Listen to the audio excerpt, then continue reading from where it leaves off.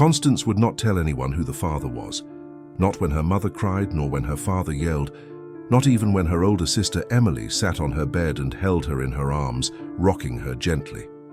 Constance was 4 months pregnant when she told her family, and was already beginning to show. Emily was furious at herself for not picking up on the signs earlier, the baggy clothes Constance was preferencing over her usual tailored look, her out-of-control appetite, her strange secretiveness. It all seemed so obvious now. Still, how could anyone have been expected to guess this? This was Constance, after all. Constance is meekly obedient. Constance is prim and proper. Constance is chronically shy. She was supposed to be the good daughter. And then, of course, there was that other thing. "But I thought you didn't even like boys," Miss Emily pressed. Constance wrinkled her nose in distaste. "I don't," she replied emphatically. "But I wouldn't exactly call them a boy," she added with a sly smile. Emily jerked away in shock. "What?" she cried. Constance lifted a hand up to her mouth to stifle a giggle. "How old is this guy?" Emily asked, unable to keep the stern edge out of her voice.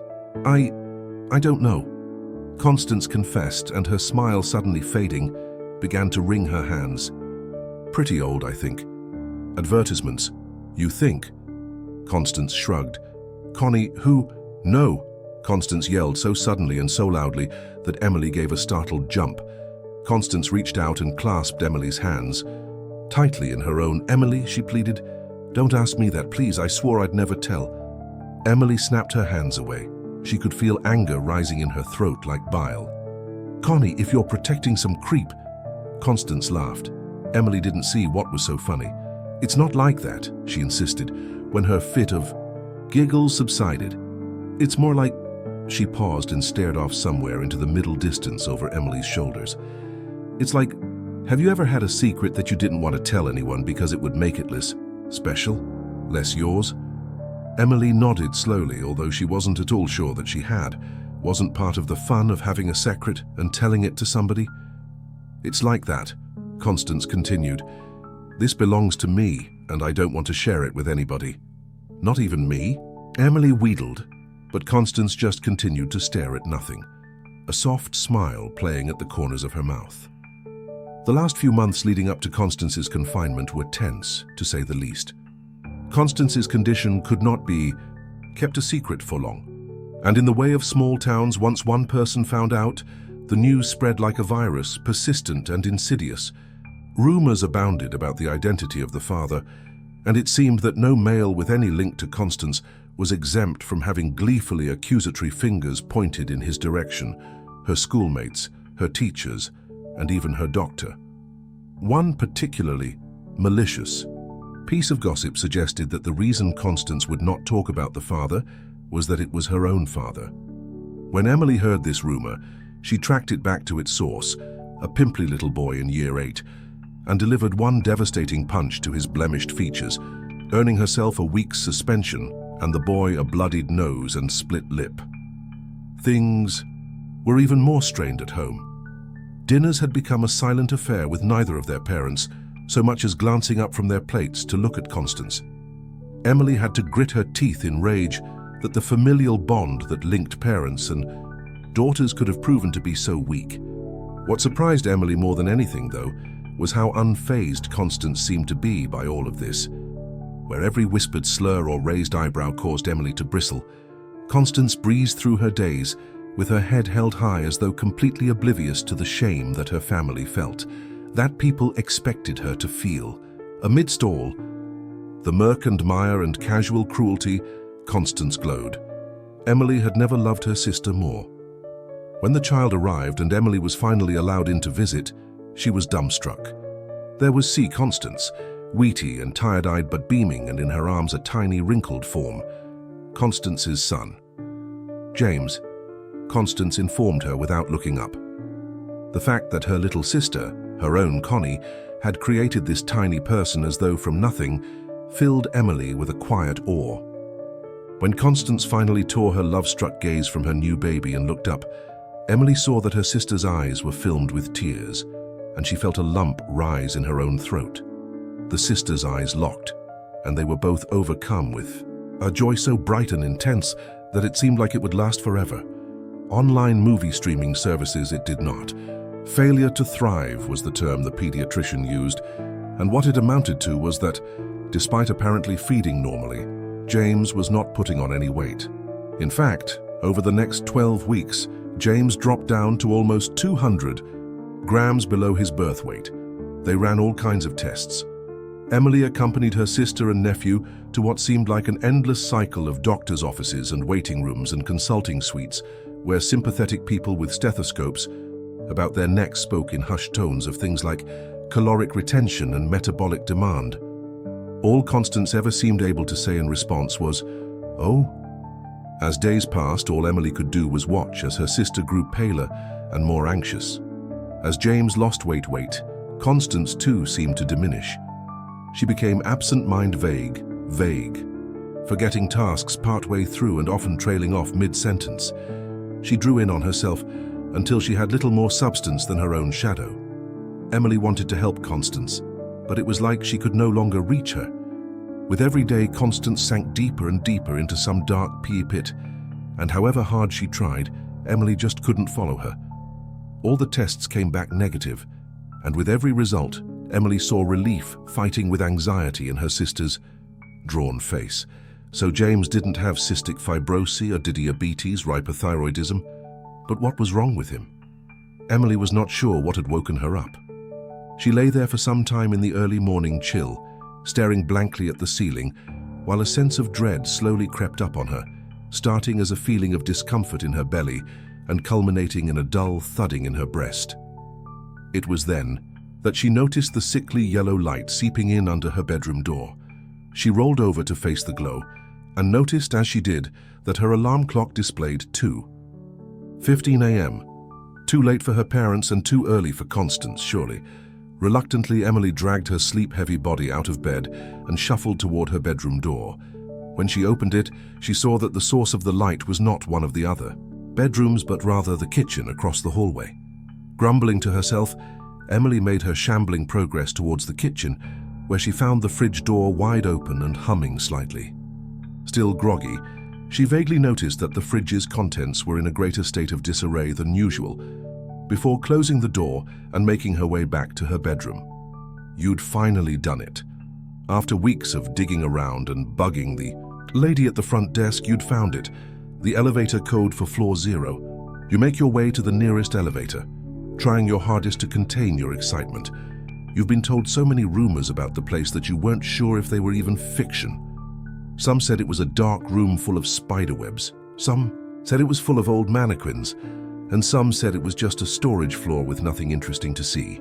Halfway down the hallway, Emily halted as she heard a noise coming from Constance's room, a soft susurration. She recognized her sister's voice, but the pitch was too low for her to make out the words. Emily began to move again, but something in the tone of the voice emanating from the darkness of Constance's room stays with her, a wheedling note edged with a quiet urgency, and brings back that creeping dread that first dragged her from her slumber. "Connie?" Emily asked anxiously as she opened the door. When she heard no response, just a continuation of Constance's hushed whispers, Emily flicked on the light. Constance was bent over James' crib, and it took several moments before she straightened up and, blinking at the light, turned to face her sister. Emily stifled her own cry of surprise when she saw Constance's face. The young girl's eyes were bloodshot from lack of sleep, and dark rings hung below them. It was not this that took Emily aback, however, but the expression in those strained eyes, a startled, trapped look almost feral in its intensity, flickered across Constance's eyes, rendering the familiar features alien to Emily. It was Constance who broke the silence. "He won't eat," she said to Emily, her tone desperate. I don't know what he eats." Emily's eyes darted down, and she saw that her sister was clutching something tightly in her right hand, a lumpy mass that dripped on the rug. So incongruous was the sight that Emily did not immediately register what it was, a raw steak. Emily stared in mute shock while her mind reeled. What was Constance doing with that meat? What was she thinking? Emily swallowed a lump in her throat, and then began slowly and with soothing noises to advance on Constance. "Shh, Connie," she crooned gently. "Shh." When Emily reached her younger sister, she took her hands, which she saw then were trembling violently in her own, surreptitiously removing the slab of meat and placing it on the changing table. She glanced down into the crib and noted that James seemed to be sleeping soundly. Gently, she guided Constance back to her bed and persuaded her to lie down.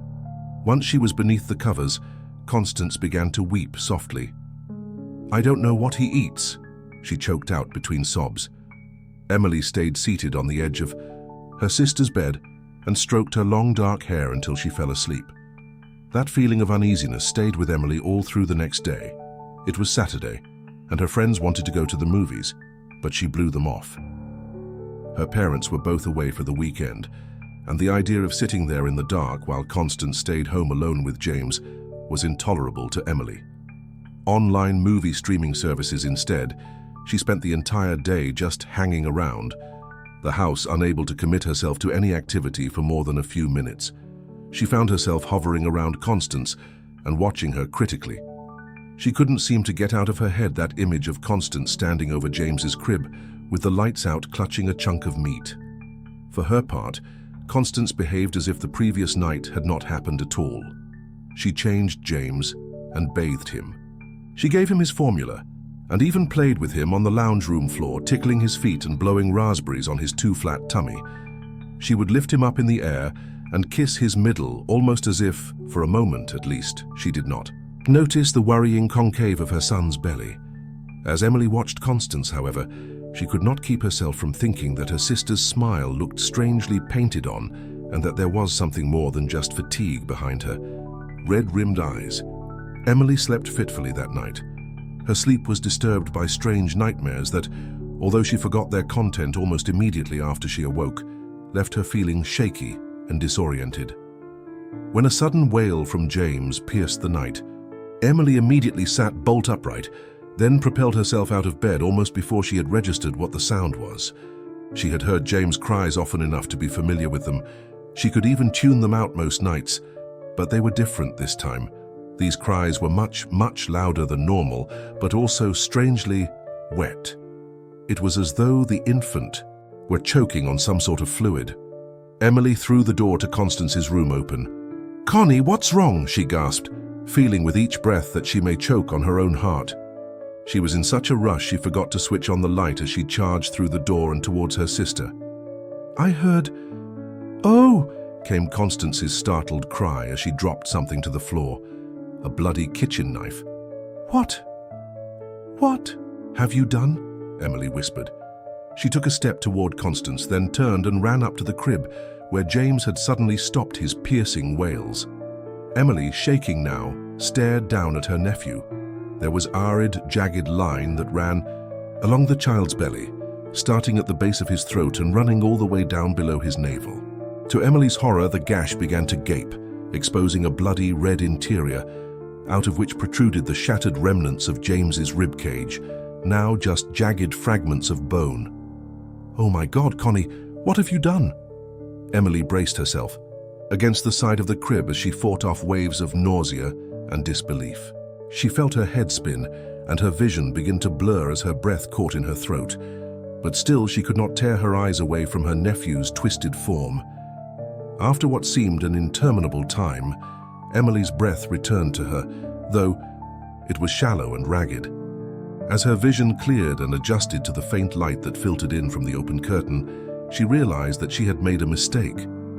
In her initial shock, Emily had thought the white shards in James's split torso to be ribs, but now she saw that this was not the case at all. They were teeth. Great, jagged teeth set in a crooked, sideways mouth that ran most of the length of Yimwas. James's tiny body. As Emily watched, that terrible nose began to gape again, wider this time, and from out of its impossible depths snaked a black, slimy tendril that could only be a tongue. Letting out a strangled cry, Emily stumbled backward, then watched as the tongue rose up and out of the crib, flailing back and forth as though tasting the air. The tongue reached all the way to the changing table and began to tap on its surface, exploring. It was only then that Emily saw Therat, a fuzzy mound lying on the changing table, its head crudely cut off. As Emily watched, the tongue slowly slid towards the inert rodent and then, with horrible deftness, wrapped around it and lifted it off the table, pulling it back towards the crib and the terrible, waiting maw. The tongue made a wet, slurping noise as it retreated back behind the crooked fangs. From somewhere behind, Emily came a weak cry of, "Oh!" Emily had forgotten Constance was even there.